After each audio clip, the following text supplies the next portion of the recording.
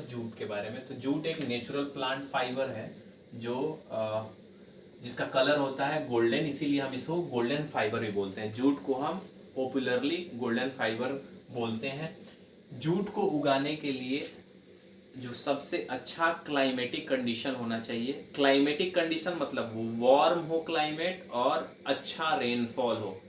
अच्छा खासा रेनफॉल का मतलब हुआ 150 सेंटीमीटर से 200 सेंटीमीटर पर ईयर रेनफॉल जहाँ पे होता हो वो। अब आते हैं मिट्टी कैसी होनी चाहिए उगाने के लिए, प्लांट्स उगाने के लिए ऑब्वियसली सॉइल की ज़रूरत होती है। तो सॉइल कैसा होना चाहिए, ये एलुवियल सॉइल होना चाहिए। एलुवियल सॉइल क्या होता है? Alluvial soil is a mixture of silt, clay and sand. Sand, silt और क्ले के मिक्सचर को हम अलुवियल सॉइल कहते हैं। ये तीनों टाइप के जब सॉइल एक साथ मिलते हैं, मतलब ये पार्टिकल एक साथ मिलते हैं, तो जो सॉइल बनता है उसको अलुवियल सॉइल बोलते हैं। जनरली अलुवियल सॉइल कहाँ से आता है? ये नदियों के साथ आता है। ठीक है, नदियाँ जो हैं अपने साथ अलुवियल सॉइल लेके चलती हैं और वही डिपॉजिट करती हैं। ठीक है, तो वहाँ पे क्या होता है, जूट की खेती की जाती है। ठीक है, तो इसी वजह से देखो भारत का जो कोलकाता वाला हिस्सा है, ये वाला, ये तो बांग्लादेश है ना। ठीक है, ये वाला हिस्सा जो है यहाँ से जो स्टार्ट होता है, ये वाला हिस्सा, ये वाला पार्ट, और ये पूरा बिहार, ये जो हिस्सा है यहाँ पे यही क्लाइमेटिक कंडीशन है। ढेर सारी नदियाँ बहती हैं, देखते हो हमेशा बाढ़ का मौसम है, हमेशा बाढ़ आते रहता है इन नदियों, इन एरियाज में, बिकॉज यहाँ पे नदियाँ बहुत हैं। तो नदियाँ जब भी अपने साथ बाढ़ लेके आती है, मतलब जब ये ट्रेवल करती हैं तो एलुवियल सॉइल लेके चलती हैं, और alluvial soil is a necessary material for the cultivation of jute. Got it? तो आप क्लाइमेटिक कंडीशन समझ गए कि क्या होना चाहिए, किस कंडीशन में ये उगता है। अब कहाँ उगता है सबसे ज़्यादा? तो ये इंडिया में सुंदरबन डेल्टा में सबसे ज़्यादा उगाया जाता है। बिहार, ओडिशा और उसके बाद से बंगाल में जो सुंदरबन डेल्टा है, डेल्टा का मतलब दो नदियाँ जहाँ पे समुद्र में गिरती हैं, तो जिससे एक बहुत ही बड़ा ट्रायंगुलर शेप में एक एरिया बनता है जिसको हम डेल्टा बोलते हैं। उस डेल्टा का नाम है सुंदरबन डेल्टा। गंगा और ब्रह्मपुत्रा से एक डेल्टा का निर्माण होता है। कहाँ पे? पश्चिम बंगाल में। उसी डेल्टा में क्या बनता है कि कौन सी प्लांट उगाई जाती है? तो जूट की प्लांटेशन होती है। ठीक है, अब इसका हमने प्रोसेस पढ़ा था, हमने इसका क्या पढ़ा था? प्रोसेस पढ़ा था कि कैसे जूट को हम ऑब्टेन करते हैं। तो जूट एक प्लांट फाइबर है, तो इसके प्लांट को हम उगाते हैं फर्स्ट ऑफ ऑल इस कंडीशन में, और उसके बाद से हार्वेस्ट करते हैं। कब हार्वेस्ट करते हैं? हार्वेस्ट करना मतलब काटते हैं। कब काटते हैं? जब ये प्लांट फ्लावरिंग स्टेज में होता है, जब इसमें फ्लावर पकड़ते हैं तब हम उसे क्या करते हैं?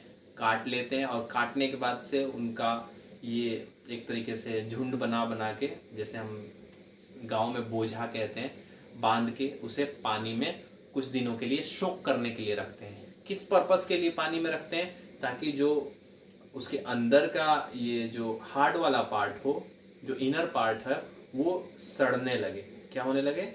सड़ने लगे, मतलब रॉटन होने लगे। और ऊपर वाला पार्ट उसके बाद आसानी से हम क्या कर सकते हैं? एज अ फाइबर निकाल सकते हैं। तो ऊपर वाले पार्ट को निकालने के लिए हम इस पूरे प्लांट को पानी में सोक करते हैं, ताकि नीचे वाला हिस्सा क्या हो जाए? सड़ जाए, और ऊपर वाला जो फाइबर है उसे हम ऑब्टेन कर पाए।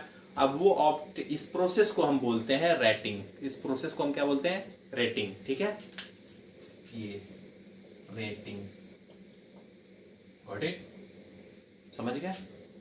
इस प्रोसेस को बोलते हैं रेटिंग। Got it?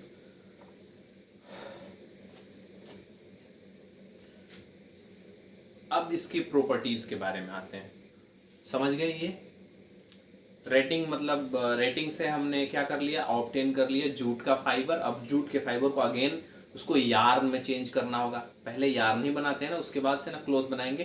तो यार्न में चेंज करने के लिए हम जानते हैं कि फाइबर को स्पिन करना पड़ता है, स्पिनिंग करेंगे और फिर वो यार्न में चेंज हो जाएगा, और यार्न में चेंज होने के बाद से उसको वीविंग करके, मतलब सिल के, वीविंग आपको बताया था ना, ऐसे ऐसे डिफरेंट यार्न्स लगा सकते हैं और इस स्ट्रक्चर में जब ऐसे करेंगे तो ये जो प्रोसेस होता है इसको हम वीविंग बोलते हैं। तो वीविंग करके हम इसका क्या बना सकते हैं, एक फाइबर तैयार, फैब्रिक तैयार कर सकते हैं, और उस फैब्रिक का मल्टी यूजेस में हम ला सकते हैं, उसको मल्टी यूज में ला सकते हैं, जैसे कि उसका डोरमेट बना सकते हैं, फ्लोर कवर बना सकते हैं, कर्टेन्स बना सकते हैं, टेबल कवर बना सकते हैं, गनी बैग्स बना सकते हैं, बड़े बड़े बैग्स बना सकते हैं। ठीक है, जूट क्या होता है, एक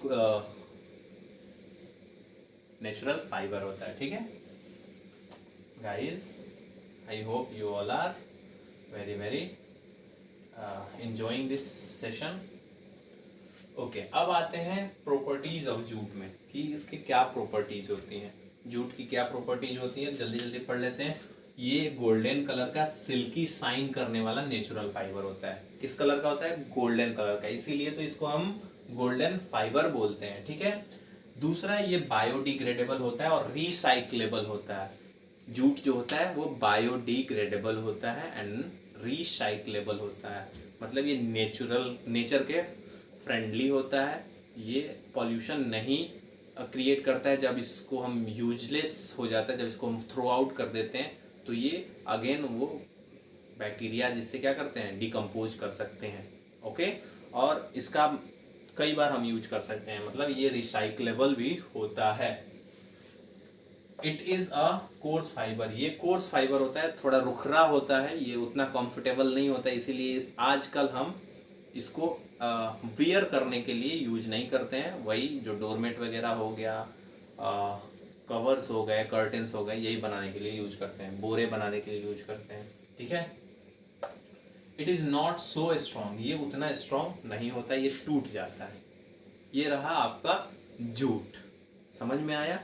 जूट सबसे ज़्यादा कहाँ उगाया जाता है, सुंदरबन डेल्टा पश्चिम बंगाल में। अलग और भी कुछ इसके एरियाज हैं, बिहार और उड़ीसा, यहाँ पे भी जूट की खेती होती है। जूट के लिए क्या कंडीशन होना चाहिए, कौन सा सॉयल होना चाहिए, तो एलुवियल सॉयल होना चाहिए जूट उगाने के लिए। और क्लाइमेट कैसा होना चाहिए, रेनफॉल कितना होना चाहिए, तो 150 से 200 सेंटीमीटर पर एनम, मतलब एक साल में इतना बारिश होना चाहिए, और वार्म कंडीशन होने चाहिए। ठीक है, ये जो है टोटल जूट फाइबर के बारे में आपने पढ़ा। ठीक है, समझ में आया आपको। अब आते हैं, ये तो हमने प्लांट्स फाइबर के बारे में पढ़ लिया, अब इसी में कुछ और फाइबर्स हैं जिसको आप डिस्कस कर लो। तो एक कोयर होता है, क्या होता है, कोयर फाइबर। इसे मिटा देता हूं मैं, आप लोग लिख लेना। कुछ और फाइबर्स हैं जो प्लांट से मिलते हैं, जिनको हम आपको डिस्कस कर देते हैं यहाँ पे।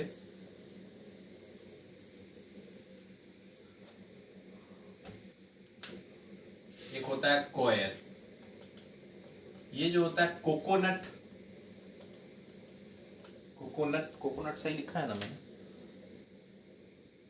हाँ, कोकोनट का ये जो फ्रूट होता है ना, इसके अंदर से ऐसे वाला हिस्सा, ये फ्रूट हो गया कोकोनट का, ये अंदर वाला हिस्सा हो गया। इसके बाहर में जो रेशेदार वो होते हैं ना, आप लोग खाए होंगे, छठ में चढ़ता है, तो ये जो रेशेदार वाले हिस्से होते हैं ना, इसी को निकाल के ये कोयर बनाया जाता है, इसकी रस्सी बनाई जाती है। इससे क्या बनाया जाता है, रस्सी बनाया जाता है। ठीक है, नेक्स्ट है फ्लैक्स, एक और है फाइबर जिसको बोलते हैं फ्लैक्स।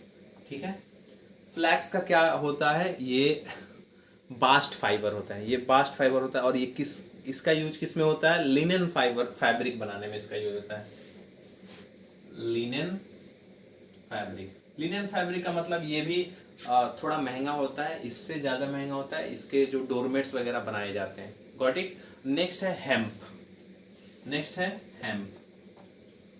हेम्प किस यूज में आता है, तो ये आता है रस्सी बनाने में, कैनवस बनाने में, और पेपर बनाने में। ठीक है, रस्सी मतलब ये मजबूत होता है, ये बास्ट फाइबर होता है, ये बास्ट से निकाला जाता है। Got it.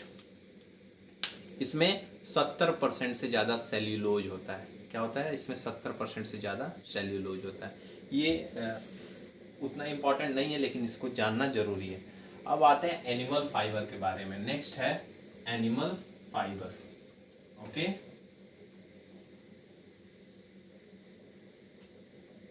Next one is animal fibre. इसको हम नेक्स्ट वीडियो में डिटेल से पढ़ेंगे, अभी बस थोड़ा सा वो कर देते हैं। Fibre, the fibre which is obtained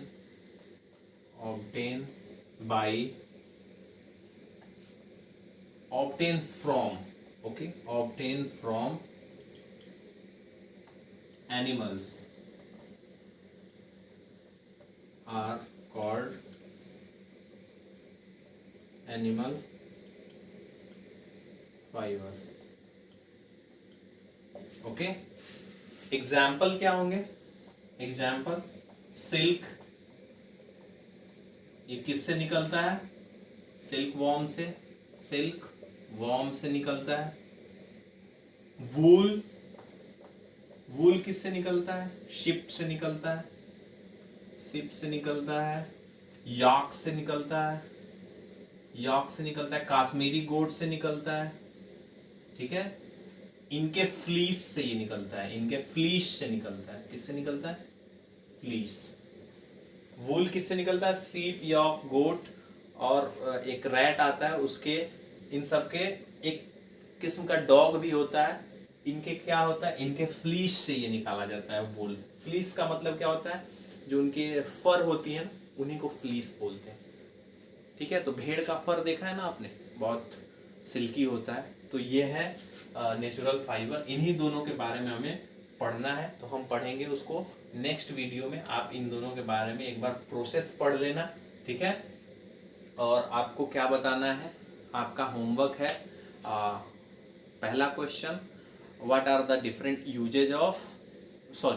different properties of cotton, and दूसरा question what are the conditions and climate for the cultivation of cotton and jute, what are the climate condition of cultivation of jute and cotton। ये आपको लिखना है 2 question और इसके बारे में पढ़ना है, ठीक है। Thank you very much, this was Abhishek in service of my dear students। Got it?